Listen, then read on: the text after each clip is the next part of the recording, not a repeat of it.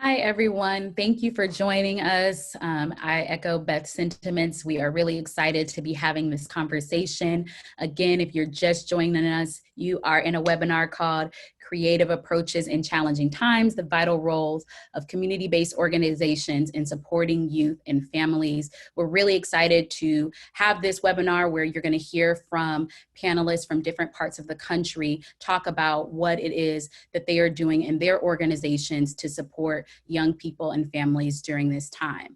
I want to welcome you. My name is Shavante White. I am the Youth Justice Associate at Pretrial Justice Institute. I really work with a team of folks to help manage JDAI Connect, which is our online community. If you're not on JDAI Connect, we encourage you to join. We will have information about that towards the end. But really, we are here today to really lift up and highlight the amazing and vital work that community-based organizations are doing during this time around the COVID-19 pandemic. Over the last few months, I'm sure many of you have seen lots of webinars that have happened around the system response to young people in detention, keeping young people out of detention during the pandemic, making sure that young people don't go into detention during the pandemic, really talking about how the system has been working to divert young people from going in and keeping young people safe. But with all of that, we know that young people more than ever are now in their communities and they still need support and services. And so community-based organizations really are critical in making sure that the youth and their families have the support, the care, and the resources needed to be able to serve them in those communities. And so today we are going to hear from organizations in Texas, in California, and in New York around the work that they have been doing to be flexible, to be nimble, to be creative and supportive for young people and their families during this time. And really around, there's a lot going on in our country. We know, obviously, that the pandemic has really shifted how our justice system has responded, has shifted the way that we do the work that we do. And additionally, there's a lot happening in our country around racial justice, racial injustice, the Black Lives Matter movement. And so we really want to recognize and honor that community-based organizations really have a unique position in being in the communities with young people and families and community members. And their role in racial healing and reconciliation is really, really vital. And we want to honor and show the ways that they have supported young people of color, families of color, and really all of the really creative strategies that they have implemented pre-COVID and post-COVID. And so with that, I'm going to jump right in because as we know with these webinars, an hour flies by. I will be moderating the panel and I will be posing questions to each of the panelists for them to answer. And so we'll go ahead and get into our first question. I'm going to start with Charles. I would ask if you could share with us who you are, what organization you work for, and really the core mission of your organization and how you carried out that mission prior to the pandemic. Great. My name is Charles Rotrammel. Thank you very much, Shavante. I am the CEO of Houston Revision.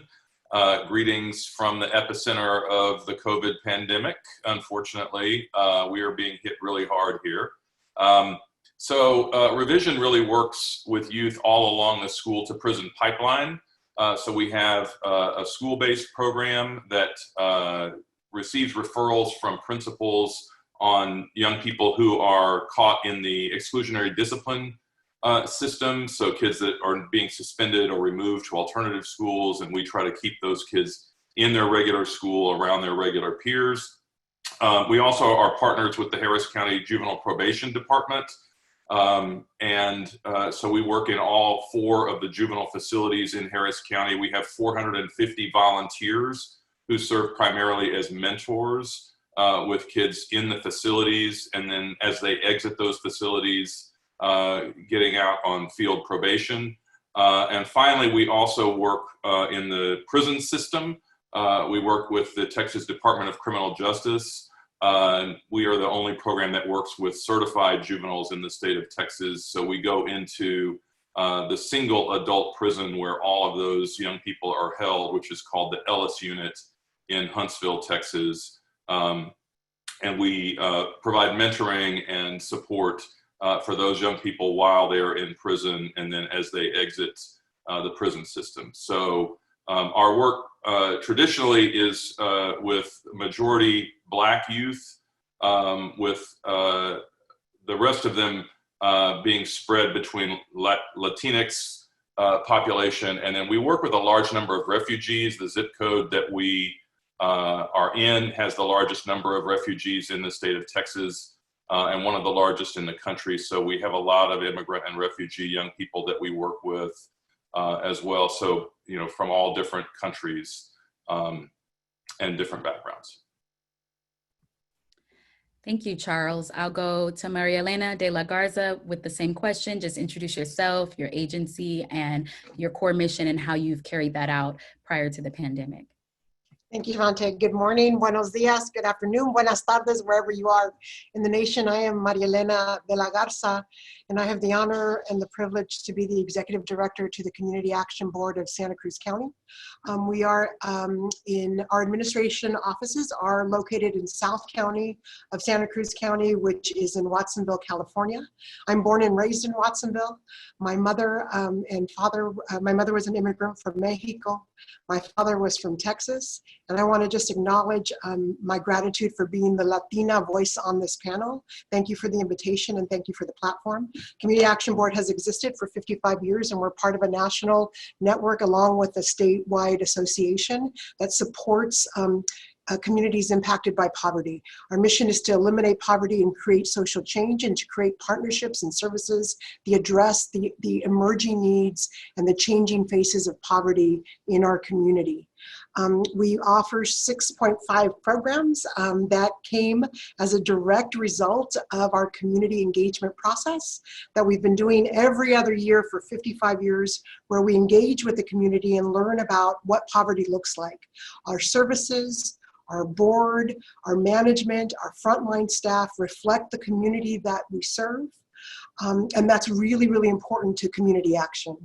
We provide services that focus on homelessness and housing, including a program for homeless youth in our community. We provide employment services, including job readiness and job placement for youth. We partner with our probation department to ensure that young people get mentoring by providing rites of passage and curriculum-based instruction by Maestro Geriteo, called Joven Noble and Sinochli for women and for young women and young men of color. We provide immigration services that includes free legal support for immigrants in our community, along with support for our undocumented families. We're really proud to be here today. Thank you for the invitation. Maria Elena. And lastly, we'll go over to Brian for the same questions, introducing yourself, your organization, and really speaking to the core mission and the ways that you've carried out that core mission prior to COVID. Thank you, Shavante. Good afternoon, good morning, depending on where in the universe you are tuning in right now. My name is Brian Lewis. I am the Deputy Director of Exalt Youth. Exalt is a nonprofit that was founded in 2005 in New York City and was designed to address the key contributing factors of the school to prison pipeline. And so we work with 15 to 19-year-olds to help them to make gains in 3 areas: education, so that they can at least get a high school diploma and continue to move on with their educational goals; employability, and so we have a paid internship component where we get them paid and we provide them with assistance to be financially empowered; and criminal justice avoidance. And so we work with young people who are already court involved, and we're working with them to make sure that they're getting their cases vacated and also getting sentences reduced. While Exalt is not a traditional alternative to incarceration agency, we operate very much in the vein of some of the larger and more traditional agencies that some folks may have heard of, such as CASES, which Exalt is actually a spinoff organization from New York City's largest alternative to incarceration agency. And so what we do is we provide a core model that works with teenagers who are court involved, and we work with young people on what we call the spectrum of justice system involvement. So that can be anything from a very low level arrest or violation or misdemeanor to a more serious charge, such as a violent felony that carries with it the threat of 10 or more years of incarceration if convicted. And we work with those young people. They come to our office during after school hours between 4:30 and 6:30 every day for the first 6 weeks. We're engaging them in great lessons on the school to prison pipeline, critical thinking, creative resource management. And we're getting them to think critically about their position within these systems so that they begin to shift their behaviors and also begin to push against those systems to bring about systemic change. Like I said, all of the young people that Exalt works with are court involved. More than 90% of the young people we work with are Black and Latinx. They all come from New York City, but because of the way that poverty breaks down in New York City and because of the ways that certain communities in New York and across this country are over-policed, more of our young people come from the lowest income zip codes in New York City and some of the biggest and most low-performing schools in New York City. And so they are disproportionately represented in those parts of the city where we tend to do the most of our work. And so, over the years, I'll close out just by saying, before we get to the section of how we responded to COVID-19, we've had some tremendous results through engagement with our program. 95% of our young people do not get reconvicted of a crime up to 2 years after completing. 92% of our young people continue to make academic gains to at least get a high school diploma or even go on to college or post-secondary education. And more than 70% of young people who are eligible for a sentence reduction or a vacated sentence while they're involved in Exalt are able to achieve that. Thank you, Brian, and thank you all for really sharing the work that you do and what your organizations are about. I'll pose this next question to Charles as we get into more about what your response has been. So Revision turned its operations virtual pretty quickly, not even just in response to COVID, but in anticipation of COVID. Can you talk about how you maintained your mission through that process and what your team is doing to support young people and families right now? So, I was at a conference in February where a colleague of mine has a daughter who was in Wuhan, China, and was teaching English, and they went on the total lockdown, and so became aware of the potential of COVID to really interrupt our operations. Our concern as an organization was maintaining the connection to our young people.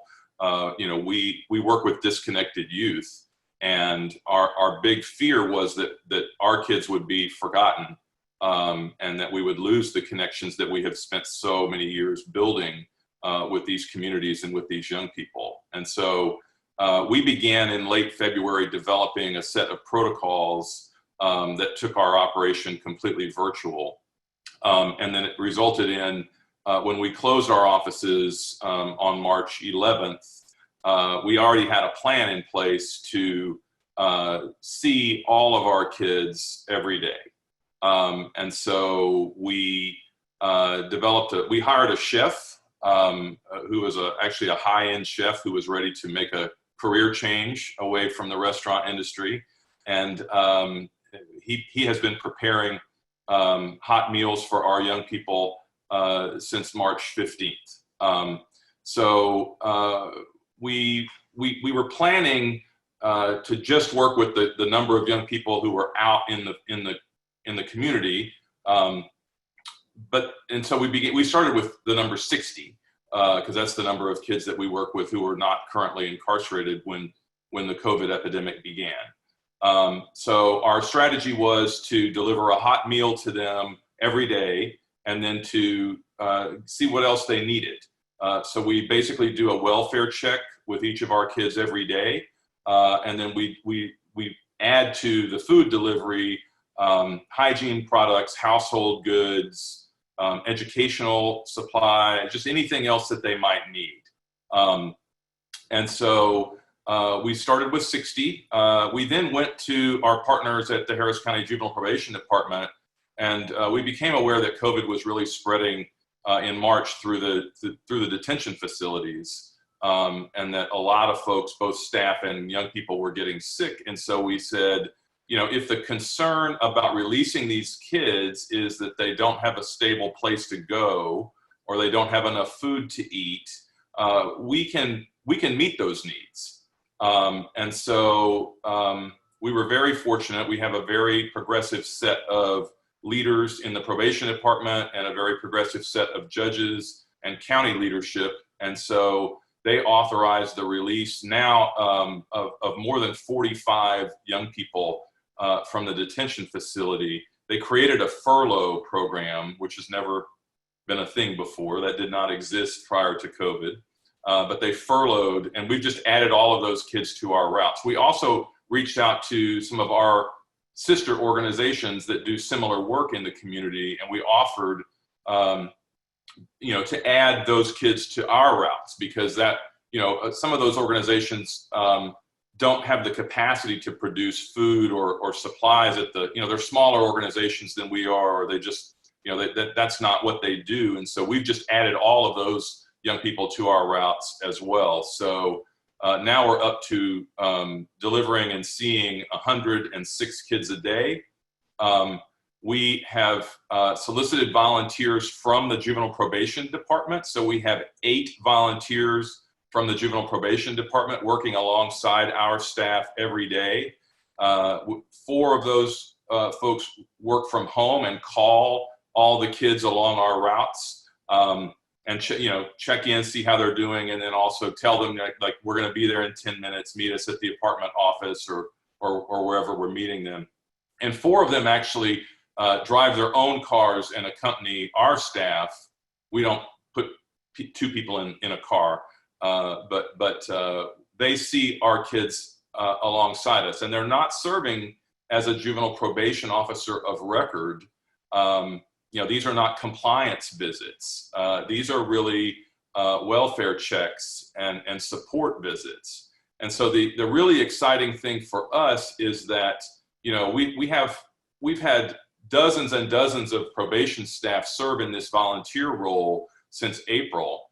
And it's really given those folks a different vision for both the kids, their families, the needs, and what their role could be. And so we are truly excited about the possibilities for the future, for where we think this can take us. The numbers of kids in the juvenile facilities in Harris County today are lower than they've ever been since anyone can remember, or since there's a record of it. Since we began in March, of the 106 kids that we see every day, only 3 of them have been arrested. And all of those were released almost immediately.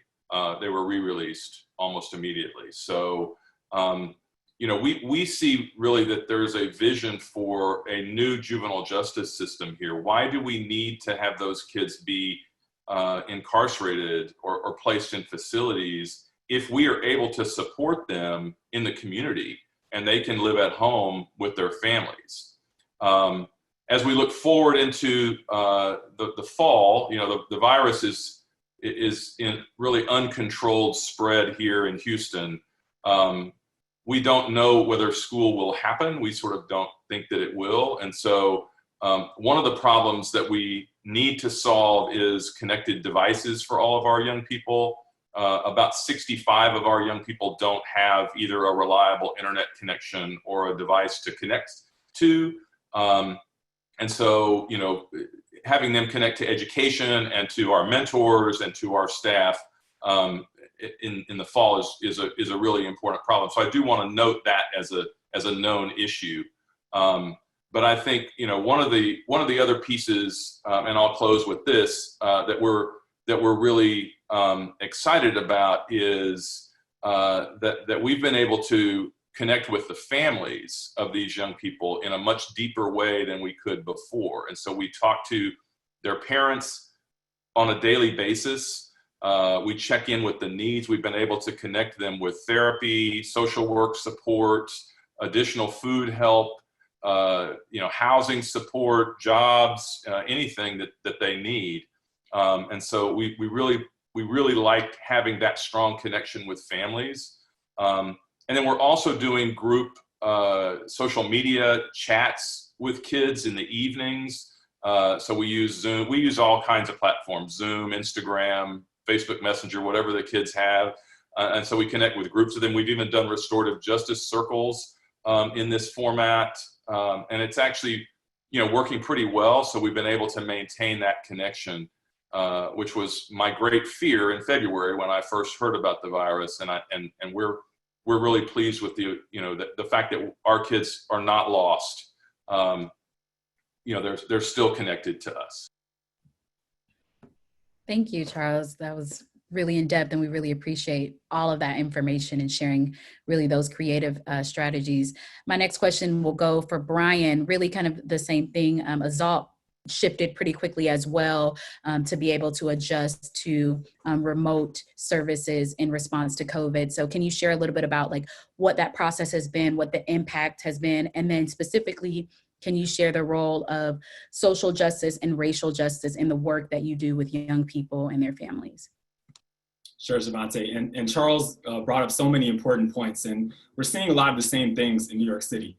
We're also seeing that New York City has the lowest number of people incarcerated at Rikers Island than we've had in recent history. We are seeing the lowest numbers of young people detained in New York. 3 years ago, a little less than 3 years ago, in New York, we embarked on this endeavor to not prosecute teenagers as adults in the justice system anymore.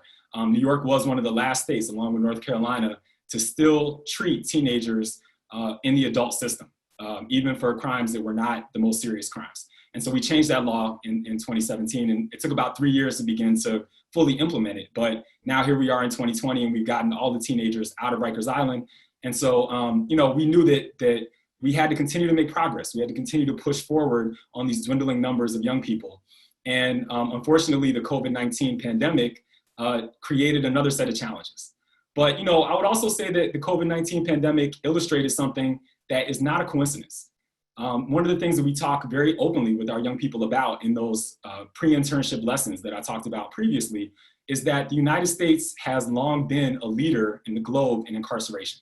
The United States incarcerates more people than any other country on the planet. More than 25% of the world's population can be found in the American jails. Well, look at this. The United States is also leading the world in COVID cases. And some of that is directly related to some of the things that Charles was talking about, the spread in facilities. And we knew that this is a public health hazard and a public health risk. And if we didn't get all the people that were at risk out of those facilities immediately, the risk is going to continue to exacerbate, but especially for our young people. How can we look ourselves in the face in the mirror and say that we allowed young people to be exposed to a deadly disease at a young age, and we didn't make every effort to try to protect them and keep them safe? So organizationally at Exalt, we're not traditional ATI. We work with our partners in probation. We work with our partners in the courts and judges and district attorneys. But we put pressure, and we had conversations with those folks to say, hey, we have a virtual model. We created one that is robust. We created one that the young people are excited to engage on. They're giving us the feedback. They're showing up at more than 90% rate of engagement on these virtual platforms. We can keep track of these young people. We can keep them engaged. We can keep them busy. And we can make sure that they won't be a threat to society. We can both keep them safe and keep our community safe at the same time. And that is not a compromise that any of us should have to make. We can and we must be able to do both. And I think part of the reason why we're able to do that at Exalt is because we've always had this approach that was informed by racial justice and equity. We have two texts that are required reading for all of our staff. One is The Pedagogy of the Oppressed by Brazilian educational philosopher Paulo Freire. And so, when we talk about education for our young people, we're talking about treating them as experts, not coming at them from a deficit approach of what they don't know, but thinking that these are young people that are interfacing with some of the most complex and convoluted systems our world has ever seen.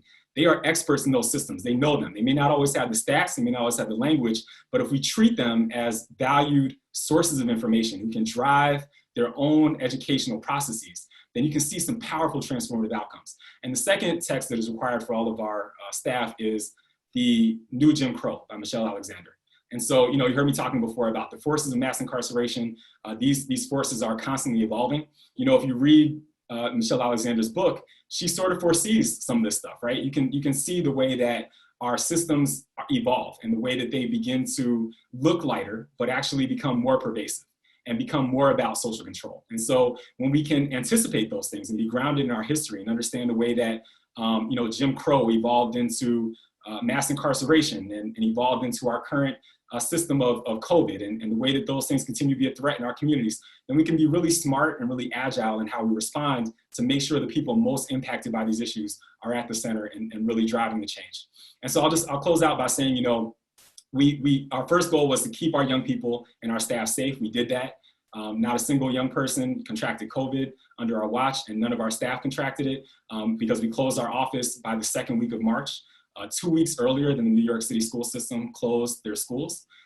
We also moved to a virtual curriculum to provide uninterrupted services for those young people to continue to engage, to build skills, to keep the elements of critical pedagogy and culturally relevant teaching that I was talking about before. We made sure we increased the payment to our young people. We were paying our young people for those paid stipends that I talked about at the rate of $13 an hour. We increased that to $15 an hour when COVID hit.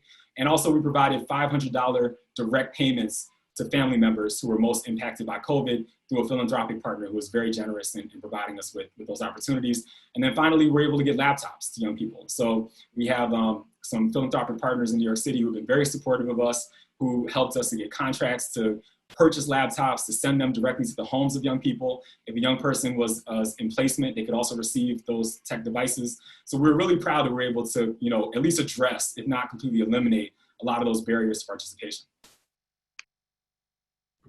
Wow, thank you, Brian, for sharing all of that. I mean, I'm sure as attendees are in awe of all of the great things you're doing, I am too. So it's really great to hear all of these amazing ways that you all have shifted and have been doing this before COVID.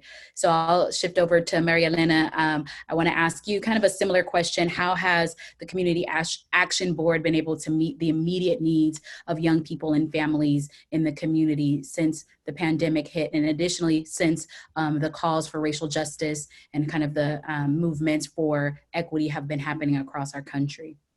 Sure. Thank you. I want to start by sharing how the impact of the virus showed up at our agency and our communities that we serve. It was really early on, right in probably the second week of March, just at the beginning of the pandemic. And we saw the first,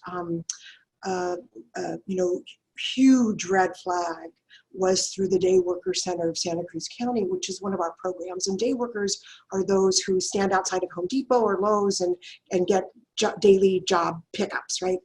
We run a center that helps provide those job matches so that the worker gets treated with dignity and respect, and that there's equity in terms of wages and support for that worker, and that there's a place for employers to call in for those job matches. Our day workers are some traditional day workers, as you can imagine, perhaps immigrants, Spanish-speaking, indigenous speaking folks, along with homeless community folks who are needing support for income. And so in a regular year, last year, the Day Worker Center community generated through job matches through the center over $300,000 to support those families and youth. Over $300,000 through job matches. And the employers who call in for jobs are usually homeowners who want, a fence painted or, landscaping or, something like that. $300,000 is generated through an average of, 50 on a low season wet day week, job matches, to on a bright sunny day, 250 job matches per week. The minute that, I want to say it was like March 13th or March 14th, we went to 0 job matches for that community, 0.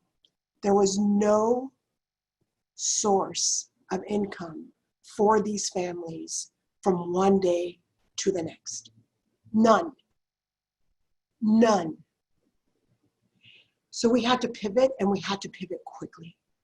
We had to get food distribution out to those families immediately. And I had to pick up the phone and talk to our partners, right?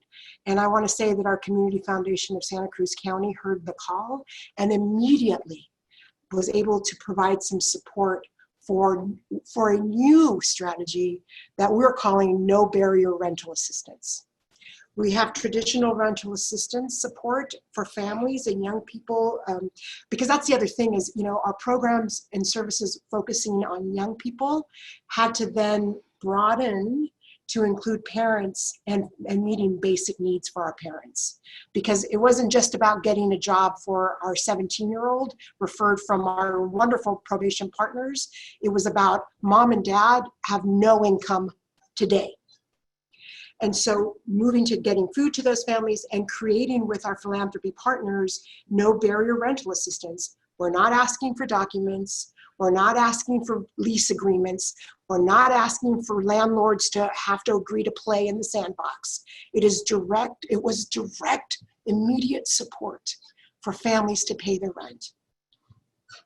Direct. That was how drastic it was for our community, right? For all of us, probably in this nation, for some of our community members, that impact was immediate and hard hitting. The other example I want to bring to this conversation is we were one of 12 agencies selected by the governor to help support bringing resources to undocumented families. And so while there were many community members and families receiving federal stimulus checks, qualifying for unemployment support, the families that we work with did not have that privilege. And so through the state of California, the only state in the nation to allow for this, there was immediate support for undocumented families. Was there enough? Absolutely not. But it was something. We opened our program on May 18th through a 1-800 number. And in the first hour of that 1-800 number, for families who did not qualify for any other kind of support, and mostly undocumented families in our community, there were 30,000 calls received on that number in the first hour of that phone number opening up. There were 47,000 hits in the first hour to our website, causing all the systems to crash, as you can imagine. So what I want to say is that process of being part of that support for the community showed the immense and immediate need of the people that we work with, the people that we're here to serve, the people that are so far away from the systems that exist to help, those disparities were like a huge skylight in our face. And so I want to say, and it's across racial lines. For us in Santa Cruz County, it's about young people of color and Latino agricultural undocumented families who were impacted immediately by this situation. And so you ask, what did we have to do? We had to focus on basic needs. We had to focus on bringing those people. How do we build bridges to those outliers, the furthest away from our services? And I want to tell you, CAB's been around for 55 years. And for the first time, we have hired a Mestizo indigenous Oaxacan language speaker as an employee for our agency for the first time in 55 years. Mestizo is not English and it's not Spanish. They don't have a written language. Many of our families are agricultural workers. Most of our families are undocumented. Most of our families have no access to technology, no access to email, no access to cell phones, so far away from the systems designed to help you and me. These folks had no access. And so do we have a lot of work to do? Absolutely. Do we have a huge responsibility? Absolutely. Do we need to partner and do we need to strengthen our partnerships with our philanthropy partners, with our probation and institutions, with our Watsonville PD? Absolutely. Think about how far away some of our youth are to those systems meant to support them. And it's us, the 150 people on this call today. It is our responsibility to build those pathways. And how do we do that? We have to build relationship. We have to reflect the community that we serve. We have to have best practices, culturally responsive services. And we have to be flexible and fluid to move and be responsive to community needs. And lastly, and I gotta say, you all gotta trust us. We've been in this business, and not just, I'm saying us, collectively, service providers, systems have to change to show that you trust us, that we know what we're doing, that we're connected to the people that need the most help, and that we are committed to make change in our communities. So you asked me what we've done everything possible to help the communities that we serve. You're asking me what our commitment is. We are completely committed to keep pushing ourselves, to keep challenging ourselves, to keep keeping us accountable and us accountable for being responsive to youth in our community. That's what I think. Thank you, Marielena. Again, I mean, it's just really amazing to hear how you all shifted so quickly. I mean, obviously you were doing this level of work before COVID, but obviously the pandemic really, like you said, exposed those gaps, exposed how far away some of our young people and families were from connection to resources. And so it's been, I mean, I'm sure other CBOs and other community members have seen the same gaps. And I really appreciate your call to action of keeping ourselves accountable to doing whatever it takes to meet those basic needs on top of any additional needs of our young people and our families. And so I'll end with our last formal question before we go into our Q&A, but each of you have talked about how your populations are mostly, if not all, young people of color and families of color. And so just briefly, if you could share with us really how what do you think the impact of having an organization like yours in the community to be able to meet young people where they are? I just want to hear, you know, what I remember Brian saying, like, young people have given their feedback on the programs. What has the impact been of really being able to meet youth and families of color in their respective communities? I'll start with you, Brian, if you want to speak on just what have you seen in terms of what that means for families and young people and the impact.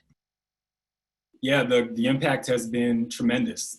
Young people have told us, especially since we've responded to COVID-19, that we've helped them to deal with the transition to Google Classroom, because we got on Google Classroom 2 weeks before their schools required them to do that. So one young person told us because of the skills that we helped them with, they were able to help their teacher to facilitate the Google Classroom instruction because of things that they learned from Exalt. Young people have told us that the stipends that we provided, the $15 an hour stipends that we provide to them to be on our virtual platforms, has been a lifesaver for them. It's kept them out of trouble. It's allowed them to not get rearrested or reconvicted of crimes. It's allowed them to pay critical bills, because unfortunately we live in a society where the people who are most in need are not covered by insurance, and they don't have protection from COVID. And if they get sick, they don't have the money to pay their bills. Young people have told us that, you know, and this was true before COVID-19, I think it's the most important thing that continues to drive our work, that it's so critical that they have a space that centers them and their experience. Where from the moment that, you know, when we had an in-person office operation, the young people will come into our office, and the first thing that we do with them, I mean, I talked about a lot of high-minded theories that we deal with, like critical pedagogy, and we apply this thing called the stages of change and all this cognitive psychosocial development stuff that a lot of us have learned in school. But one of the most important things you can do with a young person is to smile when you see them and greet them warmly and make them feel at home, make them feel like they belong, especially a young person who is involved in the criminal justice system. Because what is society really saying to that young person? They're saying you don't belong, you don't have a place. You don't belong in school, because in school you're getting suspended, and literally young people have told us, or teachers have told them that they're stupid, that they cannot learn. And so you have to invert that model, right? You have to tell them you're brilliant, you can learn. You have to give them a space where they belong, where they're treated humanely and with respect. And you have to put them at the center and make everything that you build out in terms of their experiences about honoring their true self-worth, right? Their true self-worth. And so that is something that we did before the pandemic, and that's something that we continue to do now, and what continues to push us to deliver the highest level of services that we can offer for all of our youth. And, you know, I just want to say that, you know, young people continue to come to us and say to us, you know, oh, I want to bring my friend into Exalt. The young people referrals are the highest rising number of referrals that we're getting. We still get a tremendous amount of referrals from the Department of Probation, from judges, from, you know, public defense attorneys. But I'm almost the most proud that young people are telling their friends, this is a program that will validate you, that will inspire you, that will motivate you, and it will help you to attain your freedom and keep your freedom. Thank you, Brian. I really appreciate that. I'll shift over to Charles. Can you share a little bit, like in the same vein of how having an org like yours in a young person's community, especially with high amounts of youth of color and families of color, how that has impacted their experience in their communities? Yeah, I mean, our kids are really, and their families are really suffering during this time. right? We've got kids that have become homeless during this time. We've got kids that were living in a home that are now living in a motel. We've got a family that has 17 people living in a house now. And so seeing our staff every day and being in communication with our staff and our volunteers every day, I think has been absolutely critical to our kids. We can't minimize the impact that our food has had on them. We've now delivered more than 6,000 meals since March. And so, and a lot of times that meal is the only meal that our kids would get that day, and certainly the only hot meal that they would get. So that is not a minimal impact, but I think that the connection to them and physically seeing them every day has just been, the feedback that we get from them. We get videos from them on social media almost on a daily basis. They're constantly thanking us, and they really they see us as a part of their lives. It's not that we are a service provider to them. They see us as part of their community and part of their neighborhood, and we see them as part of our family. It's interesting. I think it's important to say that the Black Lives Matter uprising that has happened during this pandemic has impacted our kids. As I mentioned earlier, the majority of our young people are Black, and many of them went out and marched in the protests. And so we've been able to talk with them about that and about how the overrepresentation of Black youth in the criminal justice system and the juvenile justice system is not just, and to help them see a pathway forward for themselves, to create alternatives for their peers and themselves. And so that's another impact that I think that we've had, is to be a thought partner for our young people, and our staff, who are all people of color as well, has really been a thought partner for the kids as they move through this really challenging time. Thank you, Charles. And Maria Elena, just the same question to you. What have you seen? I mean, you shared a little bit, obviously, when you were sharing what Community Action Board has done, but briefly, can you share if there's been anything that you can think of that wasn't shared in terms of impact of your work in the community? I just want to say, what works in our community, what works with our partnership with probation and our police department and our law enforcement, what works in our partnerships with CBOs, is about authenticity, commitment to connection, and compassion and caring. Just really, let's get it to the basics. The people on this panel, the people at Annie Casey, the people on our probation department, there is a commitment to help support youth success. And if we have that alignment of values, right? We align in our values of how we connect and serve, then we can reinforce and strengthen and cultivate success in our communities. And so I want to just bring it down to the basics, right? Our staff calls themselves personal assistants to youth. What youth needs, they have a personal assistant to help support them. That's different than I'm your case manager. That's different than I'm your mentor. I am your personal assistant, Brian. I'm your personal assistant, Shivanti. I'm your personal assistant, Charles. How can I be of service to you? And that is based on our value of humility and service. And so if we can narrow it down to the basics, right, and show up, that's what it takes to change a community. That's what it takes to be responsive in a community, right? That's what I have to offer in terms of what I think, what's the special sauce of Community Action Board. It's about humility and service, and it doesn't matter what title you hold. We're there to help support your vision for your success. That's what makes a difference. And our partners like probation, and I know the chief is on here and our deputy chief is on here, that they trust us to do the work. That's really important. Thank you, Marielena, and thank you, everyone.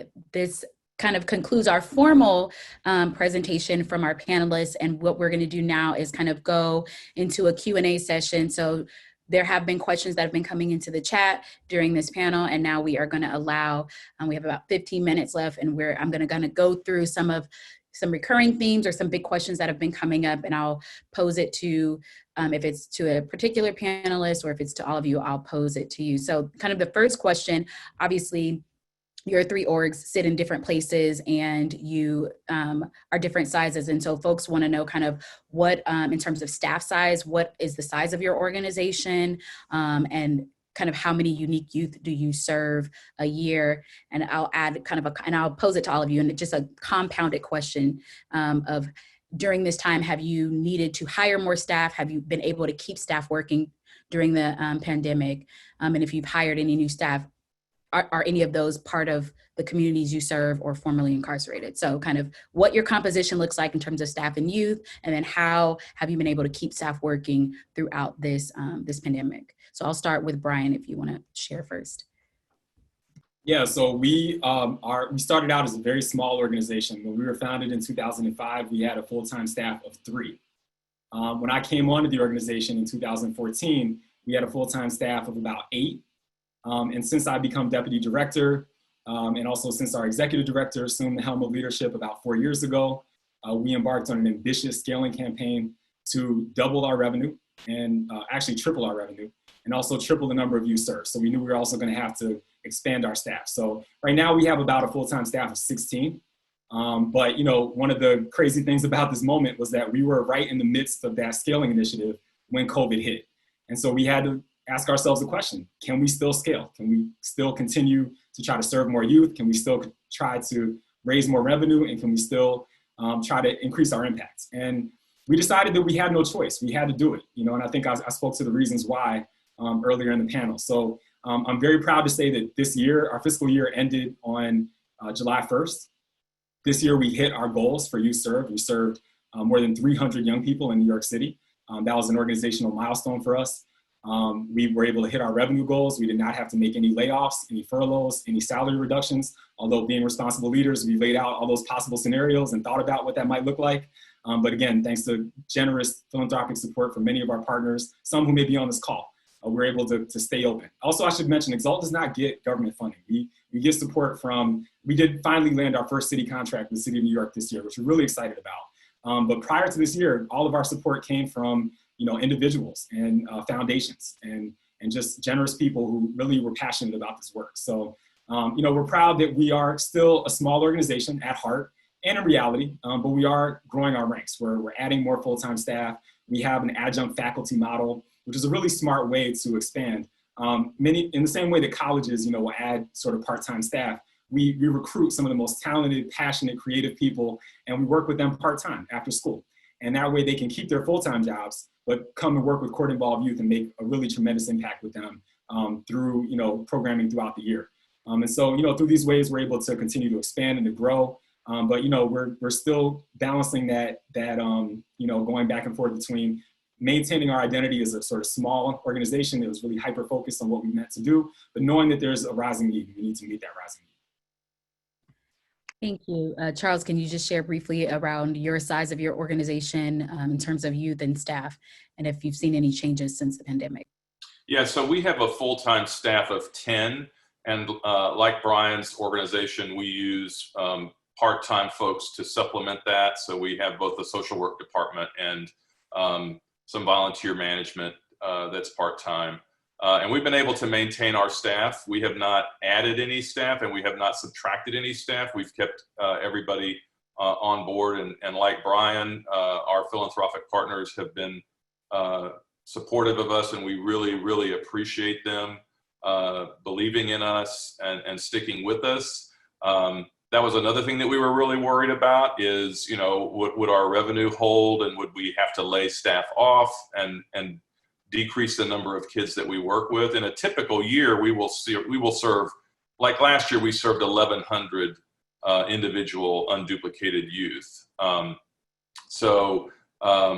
know, we've been fortunate and we're really thankful that we've been able to maintain, and we're on track for hitting that number this year. All right, Maria Elena, the same question for you. Sure. So we are fluctuating a little bit. We brought in 20 young bilingual bicultural staff to help us with the resource distribution for our undocumented families. So if anybody's hiring, I've got a great cohort of folks who are looking for jobs who I can 100% recommend to work at your service agency. But we are about now maybe 50 and growing very quickly to probably 60 in the next couple of months. We have been experiencing a growth spurt in the last 3 years of our agency and the work that we're doing, primarily because of our partnerships and the commitment that we have to our community. I will say that thanks to the invitation from our probation department, we just landed a grant together to run the probation center here locally in Santa Cruz County. And so we're really thrilled about that, to be able to partner with probation to manage the, we're calling it the Luna y Sol Familia Center, that will work with probation youth and high-risk youth and their families to support success and elevate their voices and their stories. And so that is helping in our growth spurt.